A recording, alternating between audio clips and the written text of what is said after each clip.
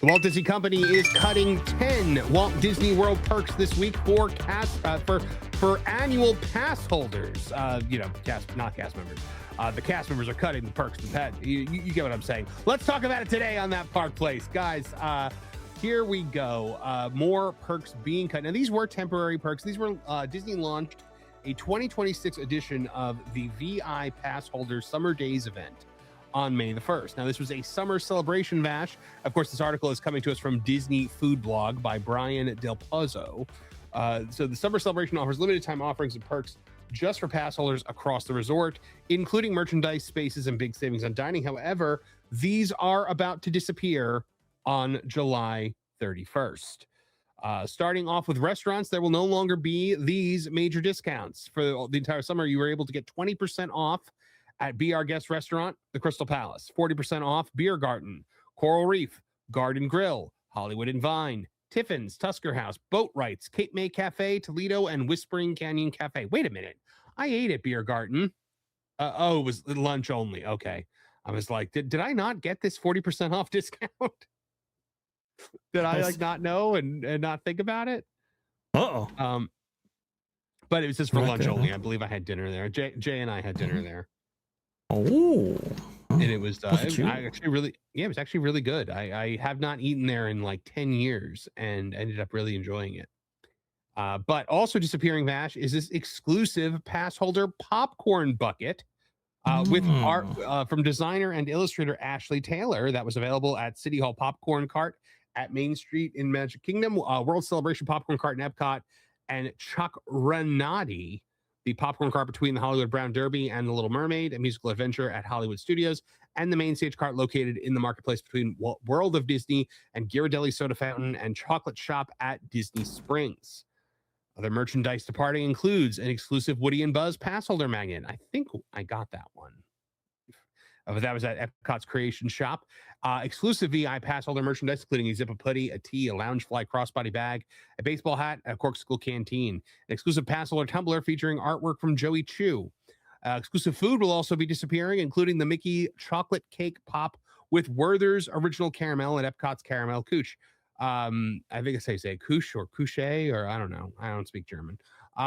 Exclusive Joffrey's Coffee and Tea Company beverages at each of the 4 theme parks in Disney Springs, including the Lucky Star Cold Brew at Magic Kingdom, Parisian Pebble Cold Brew at Epcot. Oh man, I wanted to try that too, because there's like fruity pebbles in like coffee. Rockin' Cold Brew at Hollywood Studios, Forbidden Mountain Cold Brew at Animal Kingdom, and the Cinnamon Crunch Latte at Disney Springs. Finally, the lounge in the Morocco Pavilion that served complimentary. Wait, this was a thing? They served complimentary snacks and drinks and offered an exclusive photo pass magic shot. An exclusive meet and greet at the Magic Eye Theater will vanish when the VI Pass holder days come to a close.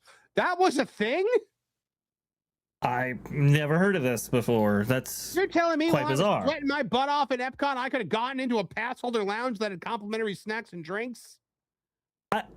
I know there was an annual pass holder lounge. I just didn't know about the details of it. So that's really interesting. No one ever thinks to look for these things, Vash, because Disney never does them, right? They had a pass holder lounge one year in the America Pavilion at the second floor of the American Adventure, but then the last time they did it, it was literally just a roped off section of the Sunshine Seasons restaurant. So it was like I never even bothered to go to it because it's like, this is dumb. You're just out in like the open. So yeah, I did not know that the Morocco Pavilion had this. I don't typically like go deep into the Morocco Pavilion, especially after they've like gutted all of like the brilliant tile mosaic art. Turned it into plates that you could buy at Target. Right. On August 1st, all of these perks, treats, discounts, and goodies disappear as the 2026 VI Pass Holder Days celebration ends. Now, these are decent perks, Vash. The Pass Holder Lounge is probably the best perk of them all. These are some good discounts, but these are not like the pass holder perks that you used to be able to get for going to Disney, especially during some of these festivals. I don't know if you remember, Vash, but there were some really good things that annual pass holders were able to get back in the day. And we're talking about wine glasses, engraved cutting boards.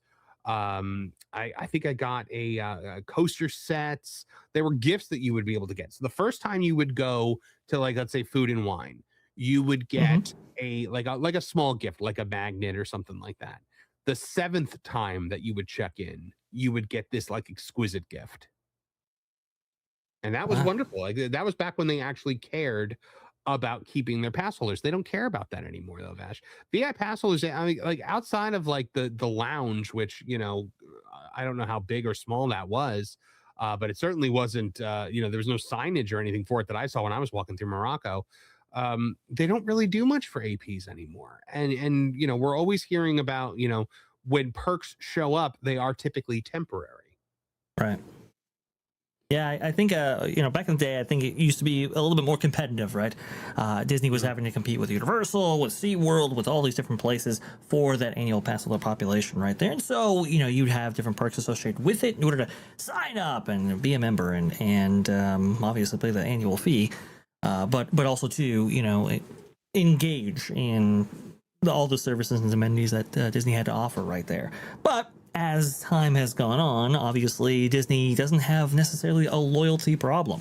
So what do you do in that case? Well, obviously, knowing the Walt Disney Company, if you can get away with doing less, then that's exactly what they're going to do. So you can see that kind of mentality play out in multiple ways. Obviously, the Castle Dreamlights, for example, right? We talked about how for a season those went away, but everybody still showed up. Very similar mentality where it's like, okay, well, if we can actually get away with not offering these perks, right, and people still sign up or people still actually enroll into the annual pass holder program, then why simply offer them when we can maximize revenue margins and reduce operating costs?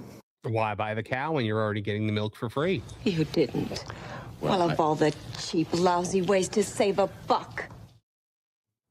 But yeah, Vash. When you go to Universal, they do have an all year round pass holder lounge over at Islands of Adventure. It is in the Toon Landing section of the park, and it's great. I mean, you don't get like free stuff in there or anything like that, but it is a great place to get out of the heat. Over at SeaWorld, they have a pass holder lounge that is just a permanent fixture where when you go in there, there's actually a free soda fountain in there that you're supposed to use the provided cups to fill up, but everybody just kind of fills up their water bottles, which they're not supposed to do. But there are tables in there. It's air conditioned. There are TVs in there showing you different things in the parks. So it seems like every other park in Orlando treats their pass holders way better than Disney does. With Disney, you always kind of get the sense that you're a freeloader in a way. Right. Like pass holder reservations are the first ones to fill up. So if they want to keep the pass holders out on a big day like July 4th, they just make this is why the reservation system COVID was, I think, to the C-suite, the best thing that ever happened to them, because they were able to implement all of these horrible changes and then just keep them in place, like the reservation system, stuff like that, in the name of health and safety. And then they were able to just kind of keep it going. Correct. Which, good Lord. I mean, like when you think about all the things you used to have, whether it was pass holder gifts, whether it was the Magical Express, whether it was housekeeping every day. Let me tell you something. I went to Southeast Game Exchange in Greenville, South Carolina last week with everybody, with, Wizard and Pro and Jonas was there, and Lorne and Culture and Sevi and so many like awesome people that we were hanging out with. Carol Brown was there as well. I stayed at a Sleep Inn across the street from the Greenville Convention Center. And you know what I got every night of my stay, Vash? Turn down service. Well, what imagine that. for the fraction of the cost that it would take to stay at even a Disney value resort. I got turned down service every day. At Disney, you get every other day. And by the way, at Universal, you also get every other day, because here's the thing. Disney will make these cost-cutting measures, and then, like you just said, they'll see that it doesn't impact anything, and then sometimes the other theme parks and resorts in the area will follow suit because they'll see that Disney has done it and it worked, so okay, we'll be able to do it like that. You didn't. Well, of all the cheap, lousy ways to save a buck. So true. I had to repeat that because it bore repeating. But yeah, Vash, so pass holder perks ending this week. They were always temporary to begin with. So it's not like this is like them getting rid of Magical Express or something like that. But my question is, why are pass holder perks a temporary thing? You know? Well, it shouldn't be. Obviously, we'd like perks to be part of the annual pass holder program as regularly as possible, right? As consistently as possible. Part of the your purchase price, let's say, having these perks included.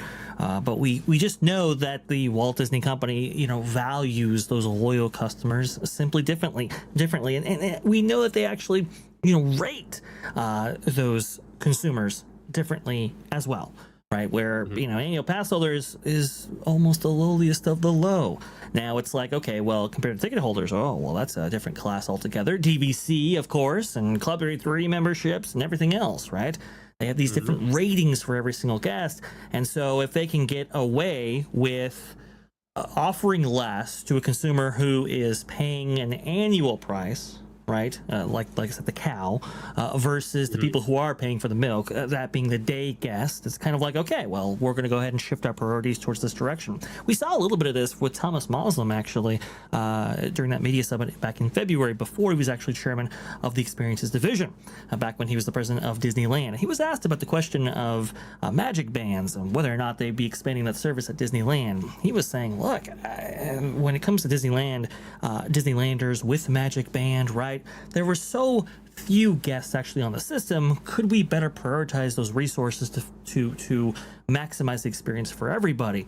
And extrapolating that out, you can kind of see what their mentality is when it comes to annual pass holder benefits, right? It's kind of like, okay, well, if in fact we're paying this much for this subset of guests, right, who are already paying on the system and are probably likely going to pay on the system further in their lifetimes, then why don't we go ahead and apply those resources towards other, maybe incentives that we actually want to provide for our higher tiers? Maybe not so much Club 33, but perhaps like DVC, for example. I think that's the mentality. I think that's the shift, right? That's been occurring over probably the last 30 years since the annual pass holder program was actually introduced. Yep, absolutely, guys. Well, there you have it. The annual pass holders getting perks cut yet again, temporary perks. But the question is, why are the perks always temporary? Thanks for watching That Park Plays News. For more information, consider checking out www.thatparkplace.com. And don't forget to subscribe, share, like, and send this out on your favorite social media accounts.